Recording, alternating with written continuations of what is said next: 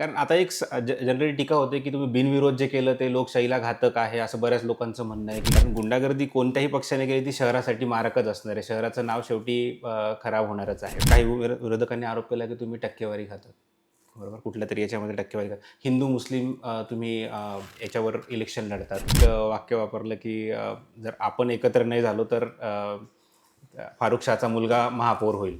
आता तुम्ही फक्त NCP वरच जास्त टीकेचं तुमचं हे आहे. तर गुंडगिरी आम्ही नाही केली, गुंडगिरी विरोधकांनी केली. त्यांची दुश्मनी माझ्याशी आहे, तर त्यांनी माझ्याशी खेटावं, विकासाला अडवू नये. मला या शहरातला एक माईचा लाल, ज्यांनी खरोखर आपल्या आईचं दूध पिलेलं असेल, नाही तर मी सिद्ध करेल का कोणी कोणी कुठं कुठं शेण खाल्लंय.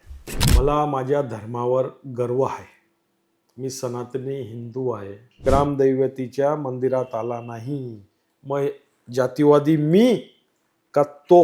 मी सांगतो ते कागदात आहेत ना, बरोबर. कागदात ठरावची तारीख आहे, त्याच्यासाठी कोण अनुमोदक आहे, कोण सूचक आहे, कोणी सांगितलं, कोणी तो प्रश्न उचलला आहे.